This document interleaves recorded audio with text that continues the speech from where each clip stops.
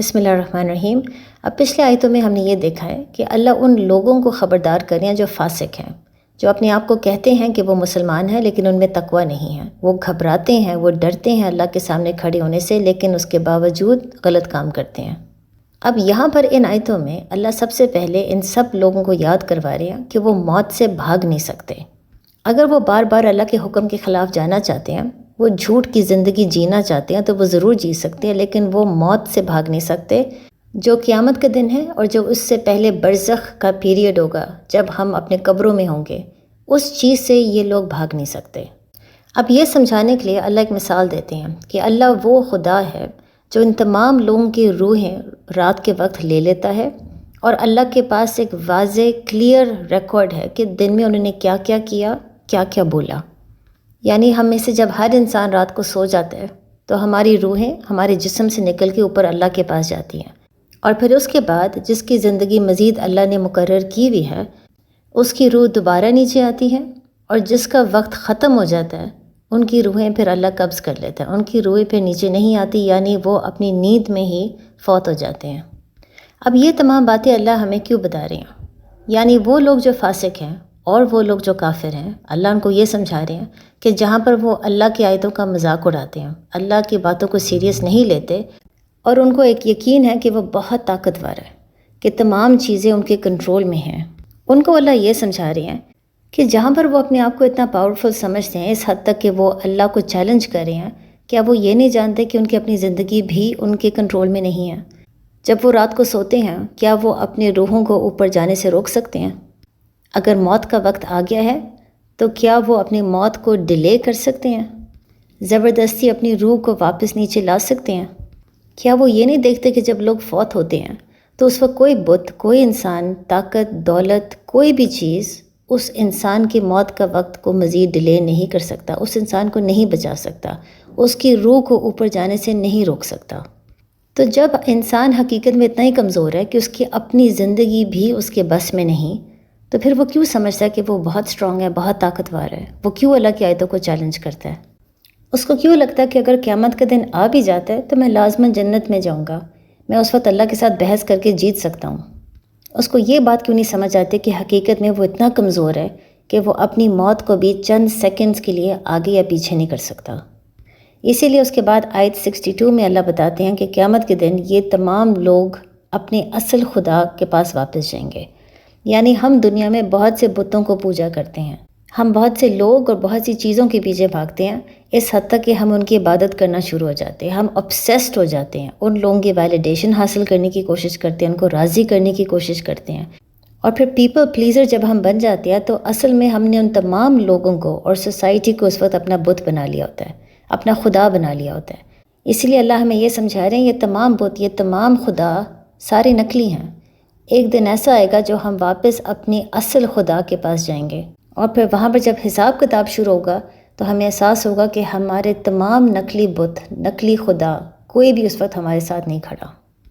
اسی لیے وہ تمام لوگ جو توحید کے خلاف جاتے ہیں، جس میں ظاہر ہے کافر بھی ہیں، لیکن وہ مسلمان بھی ہیں جو اپنے آپ کو مسلمان کہتے ہیں لیکن لوگ اور سوسائٹی اور دولت کے پیچھے بھاگتے ہیں، اللہ ان تمام لوگوں سے ایک سوال یہ پوچھ رہا ہے کہ جب وہ بالکل اندھیرے میں ہوتے ہیں اور ان کو بہت شدید خوف اور ڈر ہوتا ہے کہ ان کے ساتھ کچھ برا ہونے والا ہے، اور تمام دروازے اس وقت بند ہو جاتے ہیں، تو وہ کس خدا کے پاس جاتے ہیں؟ وہ کس خدا کو پکارتے ہیں؟ کیا وہ اس وقت اللہ کو نہیں پکارتے؟ کیا وہ اس وقت اللہ سے وعدے نہیں کرتے کہ اللہ اگر آپ نے ہمیں اس چیز سے بچا لیا تو ہم آپ سے وعدہ کرتے ہیں کہ ہم صرف آپ کی عبادت کریں گے، اور ہم تمام بتوں کو، تمام سوسائٹی لوگوں کو، ہم کسی کی عبادت نہیں کریں گے، ہم صرف آپ کی عبادت کریں گے؟ کیا وہ اس وقت یہ وعدہ اللہ سے نہیں کرتے کہ اللہ اگر آپ نے مجھے اس مصیبت سے بچا لیا، یہ آزمائش ہٹا دیا، تو میں آپ سے وعدہ کرتا ہوں کہ میں ڈیلی قرآن کو پڑھوں گا، میں اپنے ریچولز، نماز، ہر چیز کو بہت سیریس لوں گا؟ لیکن جب وہ آزمائش اللہ ہٹا دیتا ہے تو کیا ہم واقعی قرآن کو سیریس لیتے ہیں؟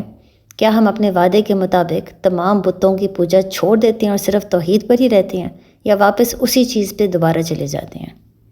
لہٰذا اللہ ہمیں یہ سمجھا رہے ہیں کہ اگر وہی خدا ہم پہ رحمت بھیج سکتا ہے جب ہم بالکل اندھیرے میں ہوتے ہیں، پریشان، دکھی ہوتے ہیں، اگر اللہ کی رحمت تب آ سکتی ہے جس کی وجہ سے ہماری آزمائش ختم ہو جاتی ہے، تو کیا وہی خدا ہم پر عذاب نہیں بھیج سکتا؟ کیا اللہ نے وعدہ کیا ہوا ہے کہ وہ صرف رحمت ہی بھیجے گا، یا کیا اللہ نے قرآن میں بار بار ہمیں اس چیز پہ خبردار کیا ہے کہ جہاں پر رحمت آتی ہے وہاں پر اللہ عذاب بھی بھیج سکتا ہے؟ اسی لیے آیت 65 میں اللہ بتاتے ہیں کہ عذاب اوپر سے اور پاؤں کے نیچے سے بھی آ سکتا ہے۔ اس کے علاوہ عذاب کی ایک اور بھی شکل ہے، اور وہ یہ ہے کہ بجائے اس کے کہ اسلام ایک امت بنے، ہمارے مختلف گروہ بن جائیں اور ہر گروہ دوسرے سے نفرت کرے، آپس میں لڑنا شروع ہو جائیں۔ یہ بھی عذاب کی ایک صورت ہو سکتی ہے۔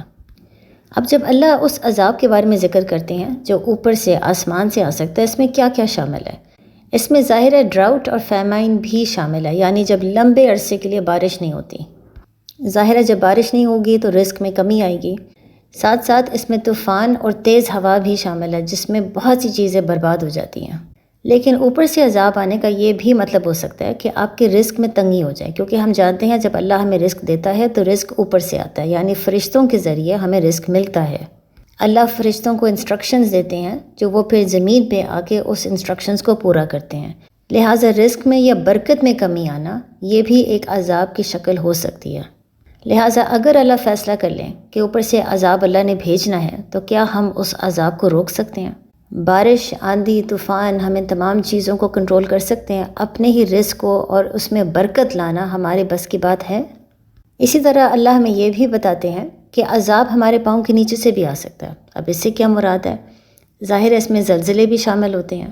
اس کا یہ بھی مطلب ہو سکتا ہے کہ رزق میں کمی آ جائے، لیکن اس کے ساتھ ساتھ پاؤں کے نیچے سے عذاب آنے کا یہ بھی مطلب ہے کہ جو چیزیں ہم فار گرانٹیڈ لیتے ہیں، ہمیں لگتا ہے یہ ہماری چیز ہے اور ہماری پوری اس کے اوپر کنٹرول ہے، وہ چیز جب اللہ اچانک ہم سے چھین لیتا ہے، یہ بھی عذاب کی ایک صورت ہو سکتی ہے۔ یعنی انگلش میں ہم عموماً اس کو کہتے ہیں to have the carpet pulled from under you، اور اردو میں ہم کبھی کبھی کہتے ہیں کہ پاؤں کے نیچے سے زمین نکل گئی۔ یعنی جب ایک انسان کو یہ فیلنگ ہوتی ہے کہ تمام چیزیں اس کے بس میں ہیں، اس کی صحت، دولت، پیسہ، گھر بار، اولاد، ہر چیز اس کے کنٹرول میں ہے، اور اس کو فکر ہی نہیں ہوتی کہ اللہ کبھی بھی ان چیزوں کو اس سے چھین سکتا ہے، وہ ان تمام چیزوں کو فار گرانٹیڈ لیتا ہے۔ اچانک جب اللہ کوئی چیز اسے چھین لیتا ہے تو اس وقت اس کو اتنا شدید شوق محسوس ہوتا ہے کہ اس کو یہ لگتا ہے کہ اب اس کے لیے کھڑا ہونا بھی مشکل ہے، اس کے پاس کوئی سپورٹ سسٹم ہی نہیں رہا، وہ بالکل زمین پہ آ گیا۔ اچانک اس کو اس وقت اس چیز کا احساس ہوتا ہے کہ وہ کتنا ہیلپ لیس ہے، کہ کوئی بھی چیز اس کے کنٹرول میں نہیں ہے، کوئی بھی چیز اس کے بس میں نہیں۔ لہٰذا یہ بھی ایک عذاب کی صورت ہو سکتی ہے جب انسان میں غرور بہت آ جائے اور اس کو یہ محسوس ہو کہ ہر چیز میرے بس میں ہے، یا کچھ ایسی چیزیں ہیں دنیاوی چیزیں جن کی وہ بہت شدید عبادت کرتا ہے، وہ obsessed ہے ان چیزوں کے پیچھے، جب وہ چیزیں اچانک اس کی زندگی سے اللہ چھین لے، یہ بھی ایک عذاب، ایک چھوٹی سزا کے طور پہ اللہ بھیج سکتا ہے تاکہ انسان کا غرور ختم ہو، وہ اپنے آپ کو ہمبل کرے اور اللہ کے سامنے جھک جائے، اس کو یہ احساس ہو کہ حقیقت میں وہ ہیلپ لیس ہے اور کوئی بھی چیز اس کے بس میں نہیں۔ لہٰذا ان آیتوں کے بعد اللہ نبی محمد صلی اللہ علیہ وآلہ وسلم کو سمجھا رہے ہیں کہ اگر یہ تمام باتیں سمجھانے کے بعد کافر یا فاسق پھر بھی غور و فکر نہیں کرنا چاہتے، نہیں سننا چاہتے، تو آپ کی ڈیوٹی ادھر ہی ختم ہو جاتی ہے۔ یعنی نبی کا یہ کام نہیں ہے کہ زبردستی لوگوں کے دل میں ایمان لے آئے یا زبردستی ان کو چینج کرے۔ ہر انسان کی اپنی چوائس ہے، ہر انسان کے پاس فری ول ہے۔ نبی کا کام ہے صرف سمجھانا، باقی لوگ عمل کرنا چاہتے ہیں، اپنے آپ کو چینج کرنا چاہتے ہیں یا نہیں، وہ ان کا اور اللہ کا معاملہ ہے۔ پھر اس کے بعد آپ آیت 68 میں دیکھ سکتے ہیں کہ اللہ مسلمانوں کو خبردار کر رہے ہیں کہ کبھی اگر وہ ایسی محفل میں بیٹھے ہوں جہاں پر لوگ قرآن، اسلام یا اللہ کے خلاف کوئی بات کر رہے ہوں یا اللہ کی آیتوں کا مذاق اڑا رہے ہوں، تو اس وقت مسلمانوں کو اللہ حکم دے رہے ہیں کہ وہ اٹھ کے چلے جائیں وہاں سے۔ پھر وہ واپس اس محفل میں صرف تب جا کے بیٹھ سکتے ہیں جب وہ لوگ ٹاپک کو چینج کریں، اور اگر شیطان کبھی مسلمانوں کو بھلا دے یہ بات، تو جب ان کو دوبارہ یاد کوئی کروا دے تو پھر وہ فوراً اٹھ کے وہاں سے چلے جائیں۔ اس سے اللہ ہمیں صاف یہ بات سمجھا رہے ہیں کہ اگر کوئی انسان اللہ، قرآن، اسلام کا مذاق اڑائے تو مسلمانوں کو اللہ نے یہ حکم نہیں دیا کہ اس کو لمبے عرصے کے لیے بوائیکاٹ کر دو، اس کے بعد اس سے ملنا نہیں ہے، اس کی شکل نہیں دیکھنا۔ اللہ بلکہ یہ سمجھا رہے ہیں کہ جب ٹاپک وہ چینج کرے واپس آپ اس کے ساتھ جا کے بیٹھ سکتے ہو، صرف اس لیے کیونکہ آپ نے ایسے ہی لوگوں کو تو دین کی دعوت دینا ہے۔ دین کی دعوت صرف آپ نے ان لوگوں کو نہیں دینا جو پہلے سے اسلام پہ ہیں، جو پہلے سے اللہ سے محبت کرتے اور جہاد کر رہے ہیں، آپ نے بلکہ دین کی دعوت زیادہ تر ان لوگوں کو دینی ہے جو گمراہ ہیں، جن کو اللہ کی بات نہیں سمجھ آ رہی، جو اس حد تک ان میں غرور ہے کہ وہ اللہ کی آیتوں کا مذاق اڑا رہے ہیں۔ لہٰذا اللہ یہاں پہ مسلمانوں کو سمجھا رہے ہیں کہ وہ واپس ایسی محفل میں جا سکتے ہیں اس نیت سے کہ وہ کوئی اچھی بات کرے، دین کی کوئی بات کرے، تاکہ ایسے لوگوں کو ہدایت مل جائے۔ لیکن پھر ہم اس میں یہ سوال پوچھ سکتے ہیں کہ اللہ اس آیت میں یہ کیوں مسلمانوں کو سمجھا رہے ہیں کہ اگر آپ بھول جائیں، شیطان کی وجہ سے اگر کوئی بھول جائے تو جب اس کو یاد کروایا جائے تو وہ اٹھ کے چلا جائے۔ اب ظاہر ہے اگر آپ ایک محفل میں بیٹھے ہوئے ہیں اور لوگ قرآن، اللہ، اسلام کا مذاق اڑا رہے ہیں تو کون سا مسلمان ہے جو بھول جائے گا کہ میں نے اس وقت اٹھ کے چلے جانا ہے؟ اس کا جواب آپ کو آیت 70 میں ملے گا، جہاں پر اللہ ان لوگوں کے بارے میں بات کر رہے ہیں جو قرآن اور اسلام کا مذاق اڑاتے ہیں۔ یعنی یہ وہ لوگ ہیں جو آخرت کے بارے میں، اللہ کے کوئی حکم یا آیت کے بارے میں جوکس کرتے ہیں۔ یہ نہیں کہ وہ کھل کے کہہ رہے ہیں کہ اللہ ہے ہی نہیں، یا وہ کھلے عام آخرت کو جھٹلا رہے ہیں۔ یہ وہ لوگ ہیں جو اللہ کی کوئی حکم یا کوئی آیت کا مذاق اڑاتے ہیں، اس کو کوئی فنی انداز میں پیش کرتے ہیں، اور وہ شاید ایسا انداز ہو کہ ان کی بات سن کے باقی مسلمان بھی ہنسنا شروع ہو جائیں،